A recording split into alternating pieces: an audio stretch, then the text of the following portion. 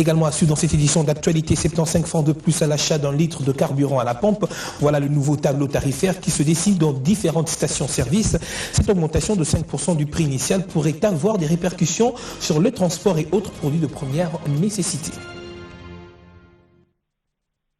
L'essentiel de l'actualité, c'est tout de suite bienvenue à tous. Comme d'aucuns le redoutaient, le prix du carburant à la pompe est revu à la hausse. Le litre se vend désormais à 1475 francs congolais au lieu de 1400 francs. C'est donc aux premières heures de ce samedi que les conducteurs se sont rendus dans les stations-service et ont fait le constat de ce réajustement de 75 francs congolais, l'équivalent donc de plus de 5%. Et dans les stations-service, c'est l'étonnement qui pouvait se lire sur le visage des acheteurs. Chacun ne s'explique pas pourquoi personne n'a pu prévenir personne. Reportage.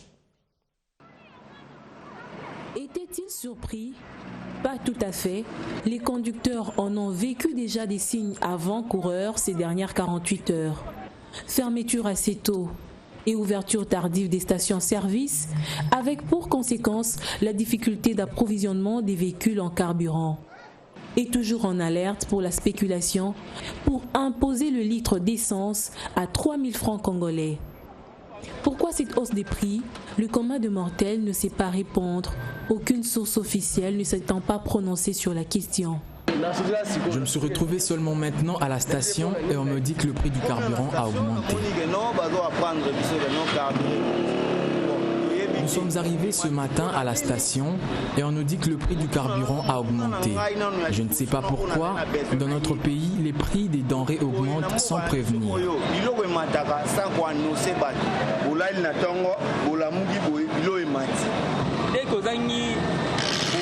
La différence est de 25 francs, donc pas moyen d'acheter le carburant. Parce qu'avant, avec 1400 francs, on pouvait bien. Mais maintenant, on ne paie plus. Sinon, la solution, c'est augmenter aussi le prix de la course du transport. Malgré ce réajustement du prix du carburant pour plus de 5%, les tributaires de transport en commun poussent un ouf de soulagement car le prix de la course ne bouge pas.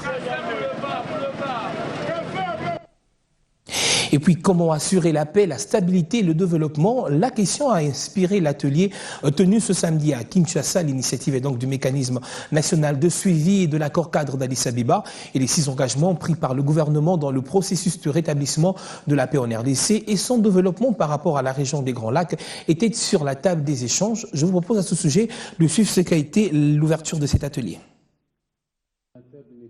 C'est comme un programme de gouvernement. Ces 6 engagements pris par la République démocratique du Congo à l'issue de l'accord cadre de février 2013. L'enjeu, assurer aux Congolais la paix, la stabilité et le développement. François Mamba, coordonnateur du mécanisme de suivi de l'accord de la capitale éthiopienne. Tous les Congolais étaient désemparés lorsque, au mois d'avril 2012, nous sommes agressés et que Goma tombe. Désemparé, mais pas le président de la République, un bon capitaine, il a tout de suite indiqué les 3 voies qui allaient nous permettre de nous en sortir. Ça sera la voie militaire, ça sera la voie diplomatique, ça sera la voie politique. Tout ceci a été discuté autour d'une table le 24 février de l'année dernière à Addis Abeba. C'est une étape dans un long processus. Tout a commencé quand Goma est agressé il y a 2 ans. Ces engagements-là, il y en a 6. Et le président de la République, c'est quand même différent par rapport à tout ce qu'on a vu depuis 60. Revient au pays et dit, moi je n'ai pas été signé pour ne pas faire. La paix là, je la veux, non seulement aujourd'hui, mais je veux qu'elle soit définitive. Et pour qu'elle soit définitive, il faut que ce que nous avons dit, nous Congolais, que nous allions faire, il faut que ça se fasse. Vous, membres du gouvernement, Monsieur le Premier ministre, accélérez les réformes dans tous les domaines des engagements. Il restait l'autre question. Ok, on va accélérer, on doit faire, mais comment ? Pour pouvoir effectuer des réformes dans l'armée, dans la police, dans le 713 et tout ça, il faut des outils. Et ce sont ces outils-là qu'on appelle le benchmark en anglais, qu'on appelle les indicateurs de... Pendant toute une journée, gouvernement, institutions d'appui à la démocratie, bailleurs de fonds et communauté internationale vont se mettre d'accord sur ce qui reste à faire pour que le Congo se porte beaucoup mieux. À l'ouverture de l'atelier, le président de la République s'est fait représenter par le vice-premier ministre Mukoko Samba. Et les 6 engagements de l'accord cadre vont être mis en œuvre par le gouvernement congolais.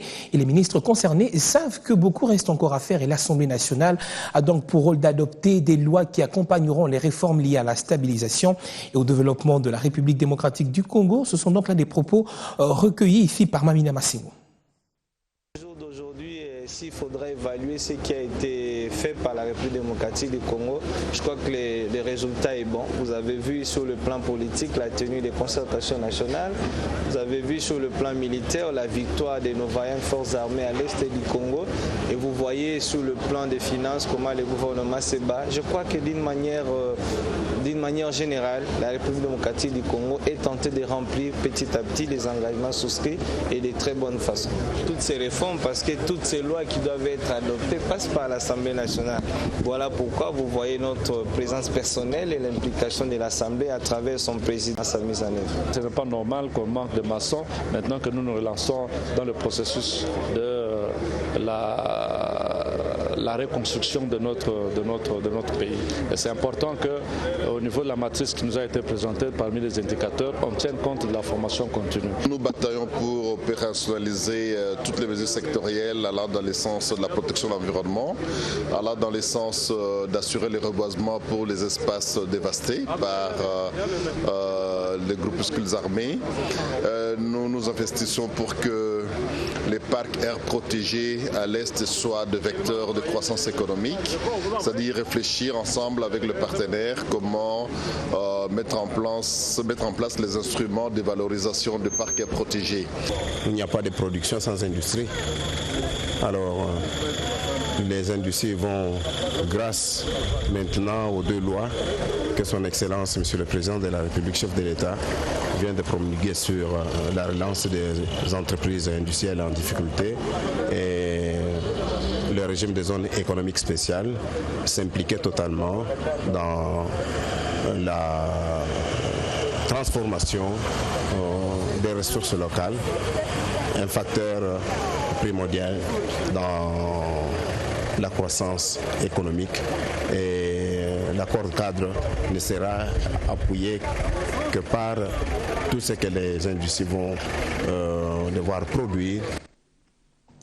Autre chose à présent, prolongation de l'opération d'accréditation des observateurs long terme, c'est ce qu'ont obtenu donc les organisations de la société civile de Kinshasa après sollicitation auprès de la CENI lors de sa visite d'évaluation. Monsieur l'abbé Apollinaire Malumalu a annoncé aux requérants venus très nombreux au centre d'accréditation du lycée Chaomba que toutes les dispositions ont été prises pour que toutes les structures demanderesses soient donc servies.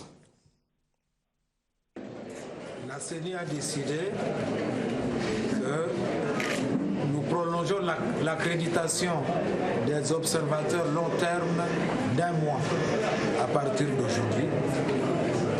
En deuxième lieu, nous installons un système de jetons par ordre d'arrivée qui pourra permettre que chaque candidat à l'observation long terme puisse savoir quel jour il va passer pour son accréditation. Cela va permettre qu'il n'y ait pas d'attroupement ici à Chaomba et qu'on le fasse en toute quiétude. Sans problème, parce que le vœu le meilleur, c'est que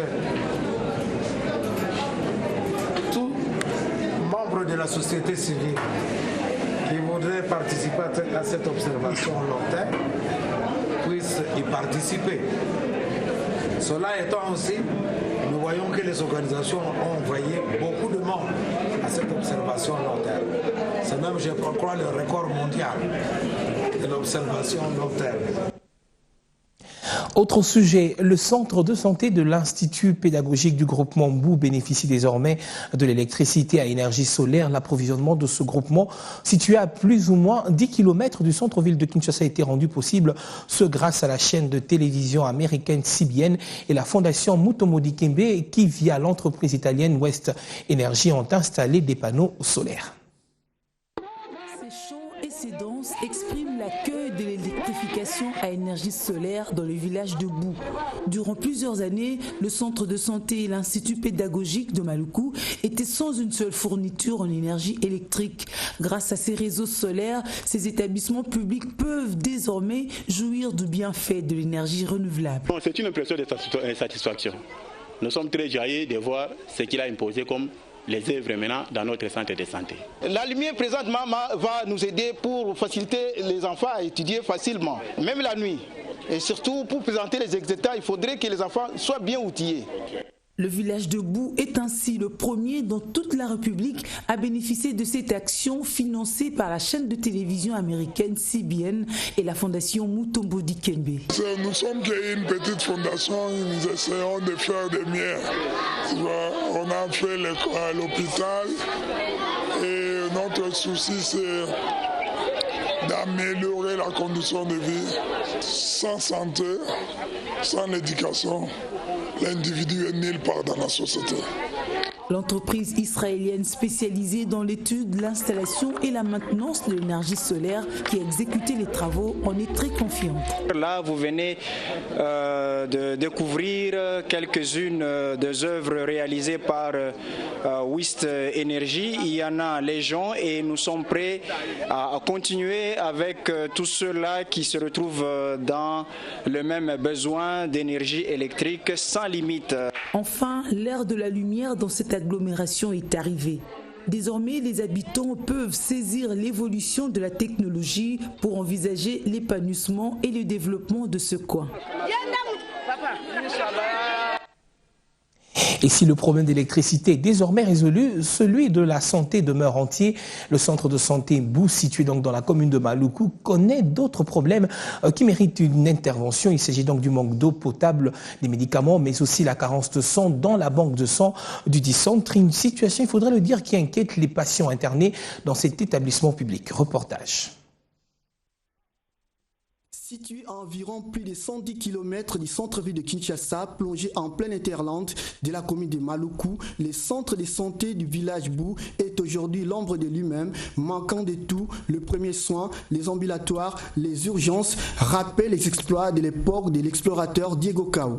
Créé il y a une trentaine d'années pour un effectif de 800 malades par mois, cet établissement public de la zone de santé de Maluku ne reçoit qu'aujourd'hui près de 90 patients. Ces déficits, dus aux multiples problèmes, fait de ces centres hospitaliers un mirage sanitaire. Parce que les cas de la transfusion ici chez nous, c'est très très délicat. Ici, jusqu'à Kinshasa, au centre-ville, nous avons plus ou moins 120 km. Alors quand on a un problème des anémies ici, pour référer au niveau de Kinshasa, on a tout un problème. Parce qu'on n'a pas des ambulances, les moyens de déplacement, ça nous rend maintenant du mal. On récolte de l'eau.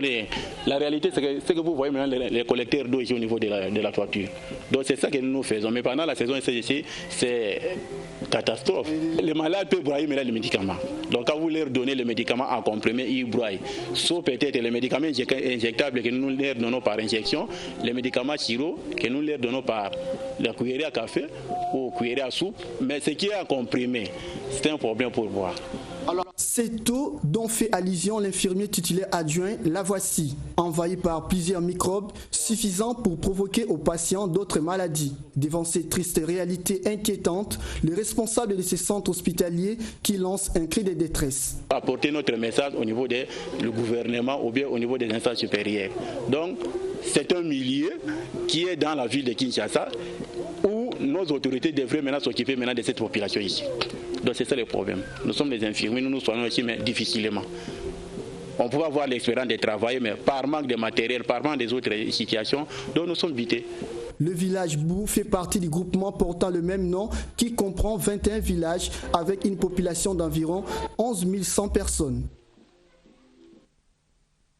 L'école supérieure de management de Kinshasa a procédé ce samedi à la collation des grades académiques. Collation, il faudrait le dire, marquant la fin de 3 années de formation en marketing, ressources humaines et gestion d'entreprise organisée donc au sein de cet établissement supérieur privé ici sur place à Kinshasa. C'était au cours donc d'une cérémonie organisée dans l'enceinte de cette école située dans la commune de Ngalima.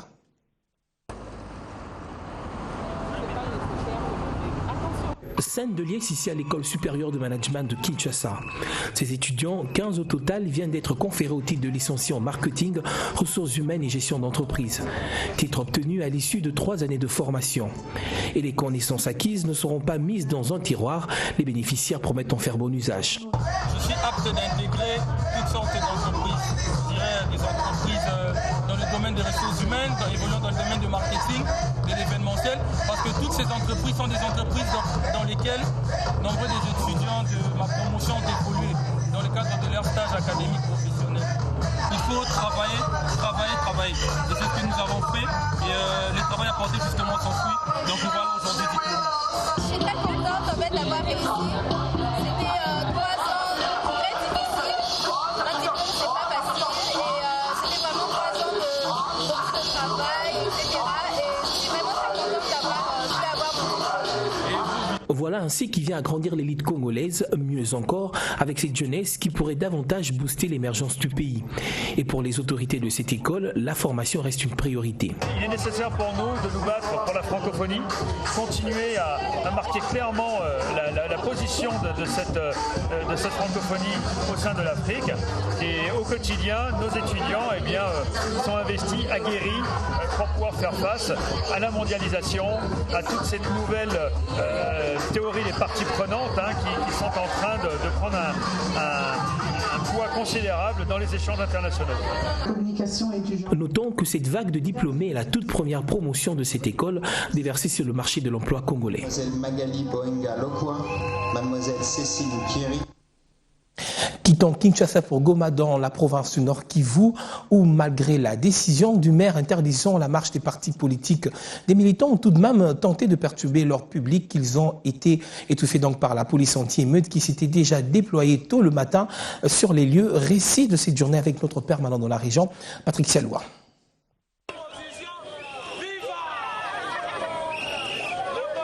Elle n'a duré qu'une vingtaine de minutes. La marche pacifique des partis de l'opposition, car réprimée par la police anti-émeute, à son lieu de départ, au rond-point entrée président, vers le quartier Katindo. Refusant d'obtempérer à la décision de l'autorité urbaine, la police a dû utiliser quelques gaz lacrymogènes pour disperser tous les manifestants avec leur calico. Une attitude condamnée par Jean-Baptiste Kassekwa, secrétaire exécutif de l'ECD Nord Kivu. Nous avons informé le maire de la ville depuis le lundi. Il a accusé réception et nous avons été surpris ce matin par un communiqué à la radio disant que la marche est interdite. Il n'appartient pas à monsieur le maire d'interdire aux partis politiques d'exercer une liberté reconnue par la Constitution. Les maires évoquent des motifs d'ordre sécuritaire. Mais le 30 juin, le président de la République a déclaré que la sécurité était totale sur toute l'étendue de la République. Ces partis de l'opposition sont descendus dans la rue pour dire non à certaines failles trouvées selon eux dans le calendrier récemment publié par la CENI. Nous avons marché pour 3 choses.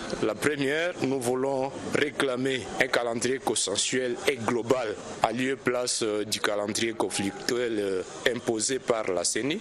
Deuxièmement, nous voulons soutenir la déclaration de l'Église catholique protégeant notre nation. Troisièmement, nous voulons dire que nous en avons assez avec des élections qui nous conduisent vers une nouvelle crise en RTC. Voilà ce que nous voulions exprimer dans notre manifestation de ce matin. Notons qu'après cette répression policière, un groupe restreint des manifestants est parti déposer un mémorandum à la MONUSCO Nord Kivu contenant les revendications de la coalition des partis politiques de l'opposition du Nord Kivu.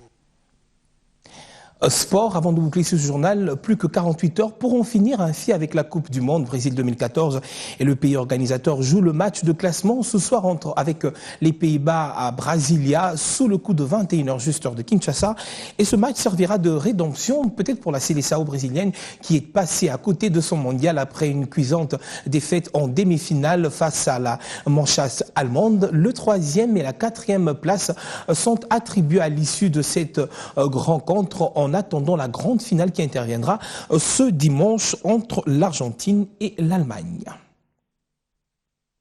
L'essentiel de l'actualité en 25 minutes. Je vous retrouve demain.